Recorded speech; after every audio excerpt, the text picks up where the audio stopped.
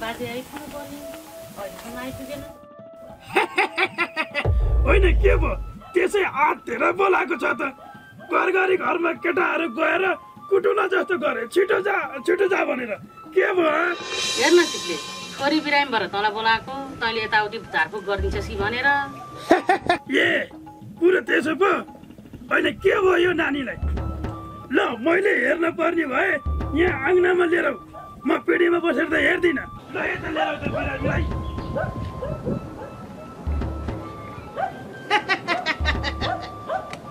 आइया बाबा ल यता लिएर बिस्तारै लिएर गए।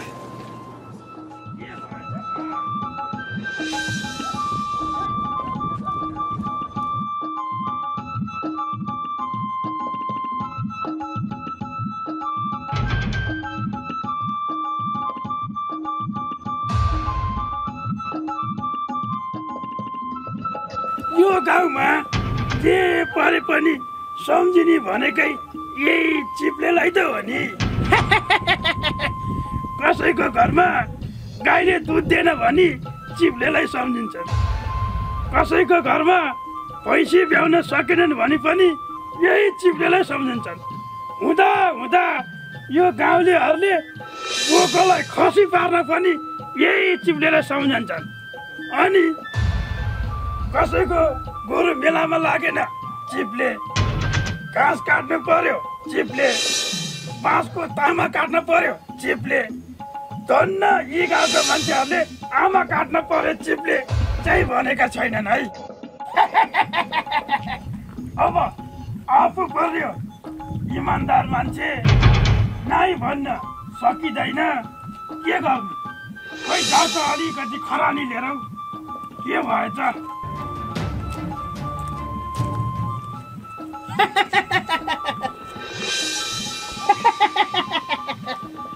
खोइ एकचोटि नारी ल्याउ त म विचार गर्छु।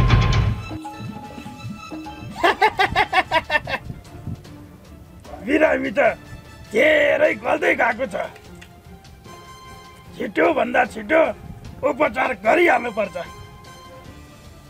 खोइ अर्को हात ल्याउ त।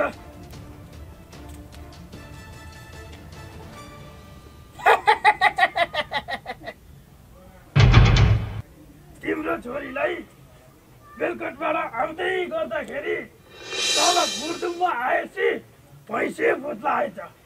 यो भूत लागेपछि मान्छे मर्न पनि सक्छ।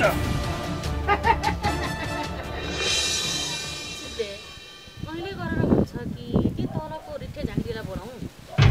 के कुरा गरेको?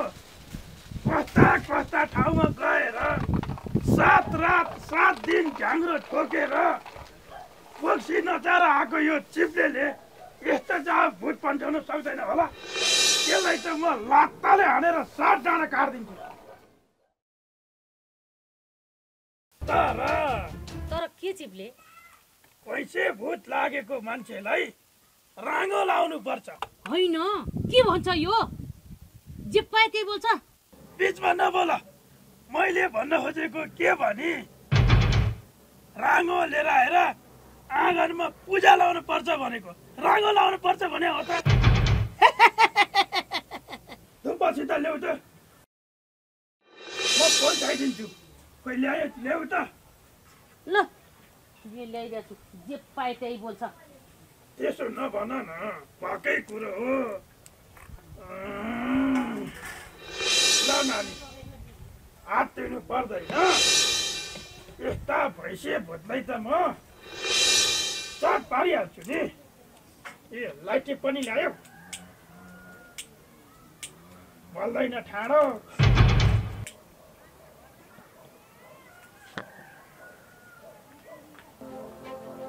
ल म पञ्चाइदिन्छु, पिर नगर है।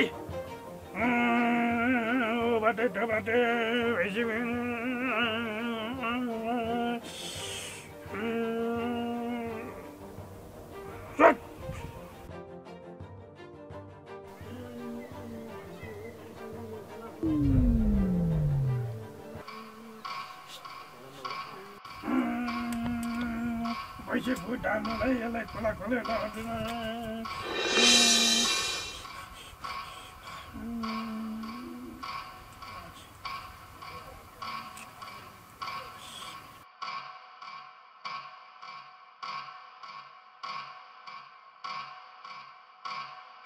ल पन्छाइदिएको छु भोलि रागो खोजेर लिएर अनि पूजा लगाएपछि ठिक हुन्छ आत्तिनु पर्दैन है ल आत्तिनु पर्दैन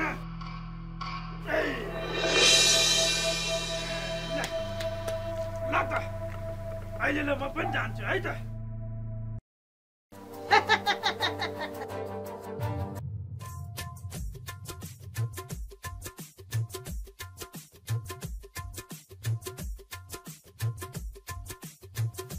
दिदी ए दिदी दिदी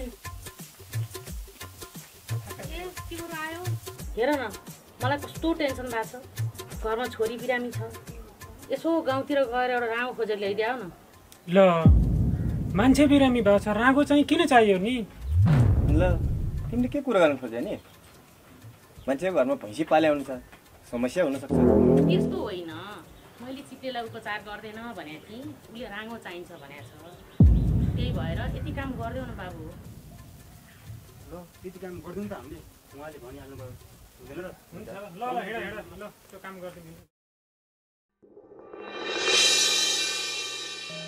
केटा जान त गए यति काम गर्दै हुन्थ्यो अरे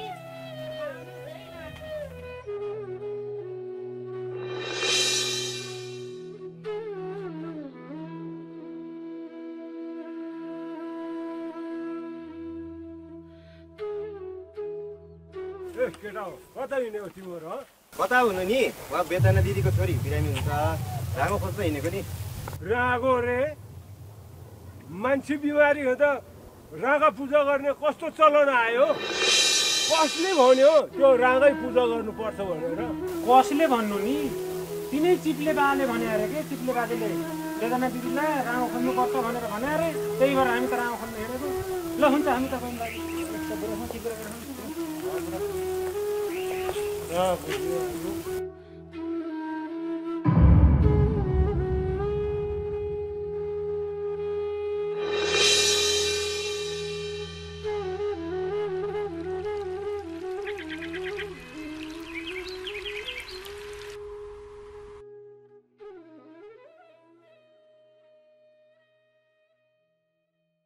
ल अब तिमीलाई मैले एउटा राँगो खोज न भने सकिनौ कि केटाहरूलाई पठाइनौ कहाँ मैले केटाहरूलाई पठाएको हो नि त्यो सिलुवाला अर्जुनीको पनि पठाएको त्यहाँ पनि रहन्छ फेरि तल त मकुन्डेकोमा पठाएको त्यसकोमा नि रहन्छ अनि मकन्या राँगो चाहिँ कहाँ लगाएर रहेछ त खोइ कता जिलिङ भन्ने ठाउँमा लगाएछ अरे जिलिङ लगाएर रहेछ त्यो राँगाको गर्लफ्रेन्ड पनि कति टाढा यतिको उमेरमा एउटा राँगो खोज्न पनि सकिनौ ठिकै छ अब म यही खरानीकोबाट काम सुरु गर्छु ल आत्तिनु पर्दैन ठिक हुन्छ है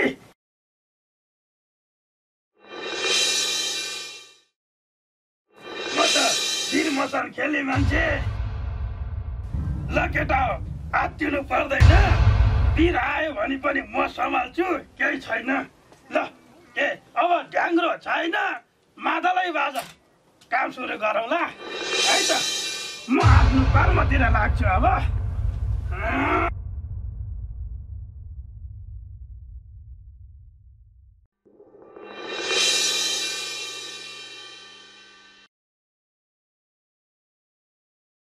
ल अब गाउँमा बिरामी भइरहन्छन्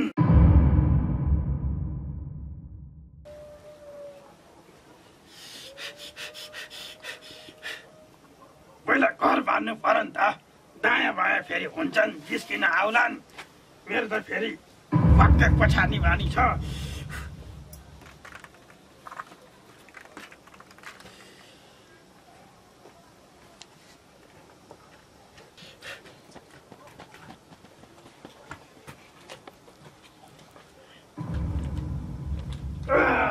ल अब हामीले ढ्याङ्ग्रो ल्या छैनौ म मन्तर पर्छु यो मादलै बाह्र भए पनि बिरामीलाई चट्टै पार्नुपर्छ है यो पनि यसो बालिदिउँ होइन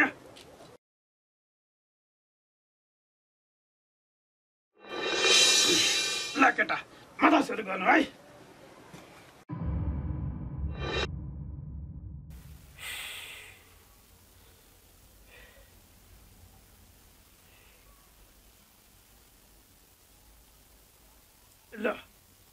म मन्तर पढ्छु मादल सादल बजाउनु ढ्याङ्ग्रो छैन है त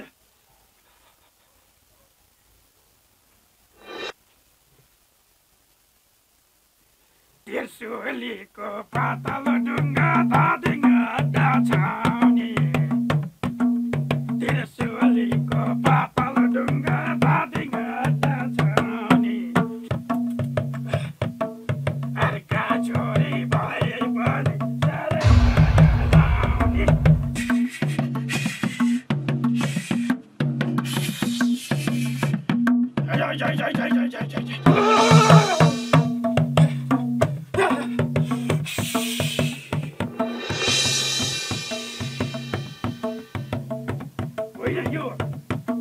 केले रोकिरहेछ आसनमा आएर बस मैले पहिले भने दिन्छु भन्दै पनि आउँदैन त तँलाई रङै ल्याउनु पर्ने हो त ल आइज ल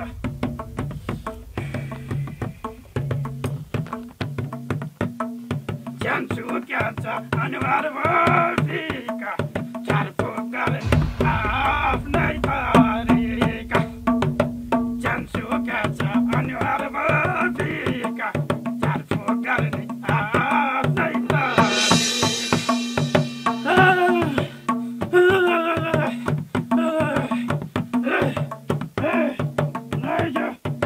अब मैले मसान बनाएँ कोही डराउनु पर्दैन है मसान आफ्नो थन्काबाट आउँछ यहाँ आएर बस्छ कसैलाई केही गर्दैन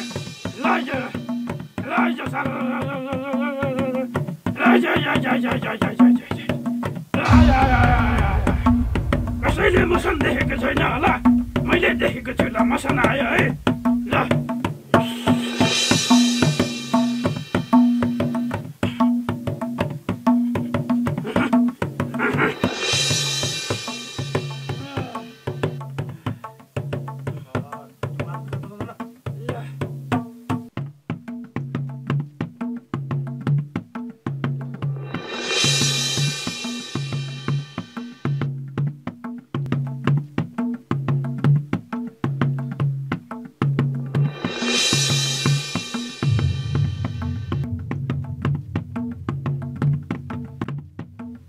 यहाँ के भएको हो यो घरको छोरी बिरामी भएको अनि देउता बसेको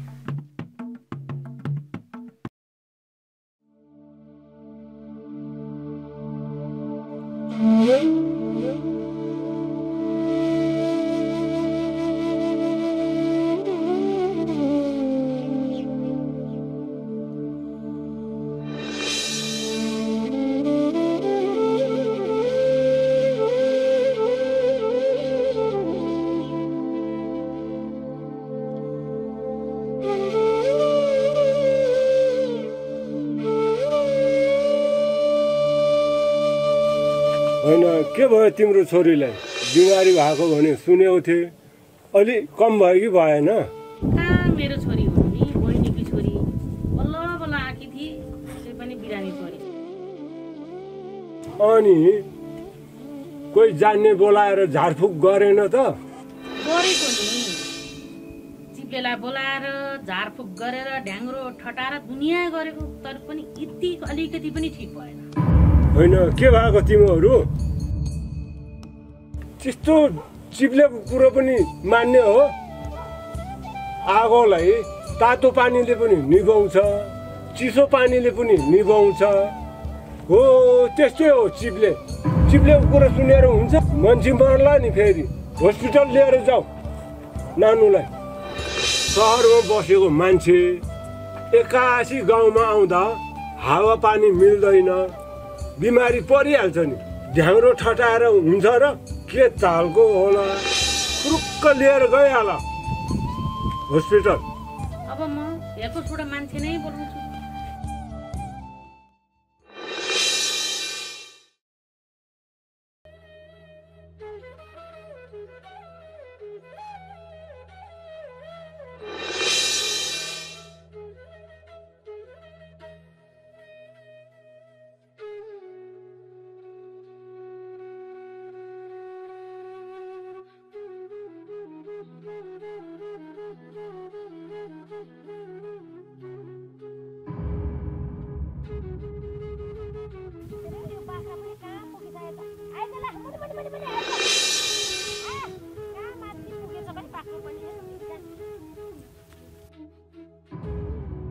यो बाख्रा पनि कहाँ पुगेछ म त सक्दिनँ यत्रो माथि उकालो पुगेछ आउँछ आफै आफूलाई पढ्नु त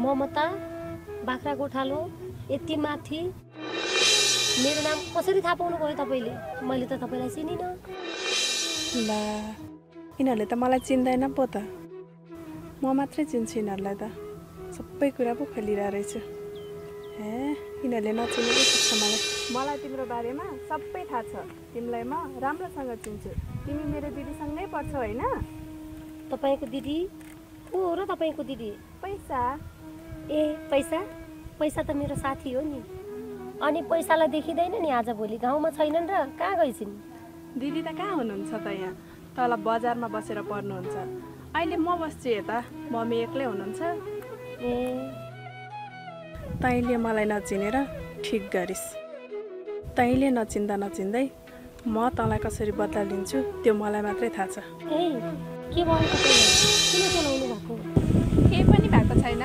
भर्खर गाउँमा आएको कहाँ घुम्न जाने होला भनेर सोचिरहेको यत्रो डाँडा पाखा छ जता घुमी पनि भइहाल्यो हो नि है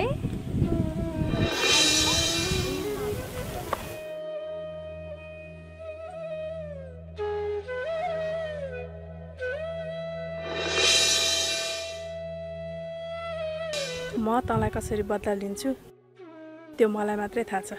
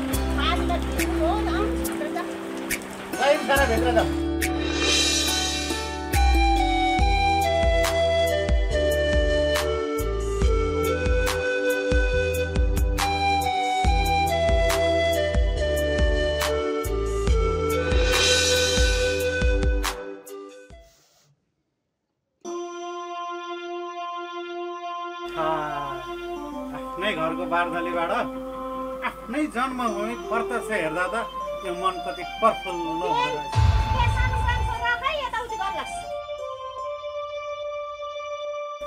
कहाँ गयो छोरो सामान यताउति गर्ला नि हेर त बुढी आफ्नै जन्मभूमि भने आफ्नै हुँदो रहेछ। मलाई नि लानु भए भए यसो पशुपति घुमेर आउनुहुन्थ्यो। त्यसो नभन न बुढी तिमी त हाम्रो घरको कुरा बुझ्ने मान्छे फेरि मेरो काठमाडौँ सहरमा धेरै ठाउँमा लगाउने ठाउँमा जग्गा छ कहिलेकाहीँ आफ्नो सम्पत्ति हेरिहाल्नु पर्यो कहिलेकाहीँ पैसो पनि उठाउनु पर्यो तिमी त घर धान्ने छँदैछौ त्यसो बेला म ढुक्कले सदरमुकाम बसे बुढी ल भन तिम्रो अरू गुनासाहरू के गर्यो कसो गर्दैछौ धेरै भयो बुढाबुढीको भेटघाटमा ल भन के हुनु नि हजुर हजुर नहुँदा त यो गाउँमा भाँड भैलो भयो त्यो चिप्ले फेरि यही गाउँमा अन्मर्यो। त्यो चिप्ले फेरि हाम्रो गाउँमा आयो? तिमीलाई आएर घरमा दुःख त दिएको छैन नि? साह्रै बदमास छ त्यो मान्छे। मलाई मात्रै हो र हजुर? सारा गाउँलेलाई पिरायो त्यसले। त्यसलाई त बानेर हामीले गाली गर्नसम्म गर्यौँ। त्यही पनि भोलिपल्ट त घर चोरी भयो भने सारा मान्छे आएका थिए। अब हजुर आइहाल्नु भयो, मलाई त आनन्द ढुक्क भयो। जे गर्नुपर्छ हजुरै गर्नुहोस्। ल बुढी, तिमी यसमा चिन्ता नमान। अब यो गाउँमा म आइसकेँ। हुन त त्यो चिप्ले पहिल्यैदेखिको बदमासी हो, तर त्यसलाई म एकचोटि चाहिँ राम्ररी सम्झाउँछु। यदि मानेन भने त्यसको के गर्नुपर्छ हामी समाज मिसेर गरौँ। हुन त बुढी? अब जे गर्नुपर्छ हजुर नै गर्नुहोस्। छोरी कहाँ गएछ यो? खाजा बनाऊ न, बाबालाई भोक लाग्यो होला। यो फुके पनि कहाँ गयो? टुक टुक गर्छ, यता उता हिँडिरहन्छ। हैरान पार्छौ यसले नि। तिमी पनि छोराछोरीलाई धेरै कराउने। त्यही फुके भएर त घर हाम्रो उज्यालो भएको छ। त्यो छोराछोरीलाई धेरै कचकच गर्ने बानी पनि राम्रो होइन कि। हस् त, म खाजा के बनाइ छोरीले हेरेर आउँछु।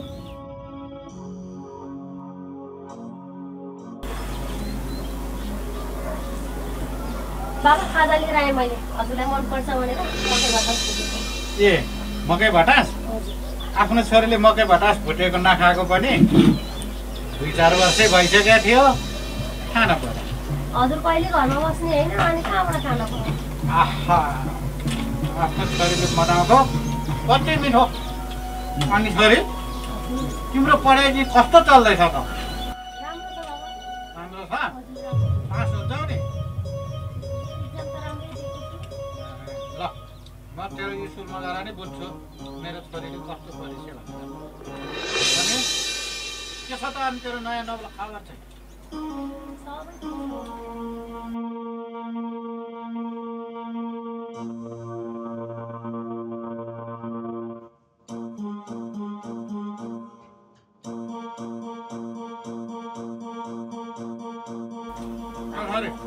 मलाई खाजा पुग्यो?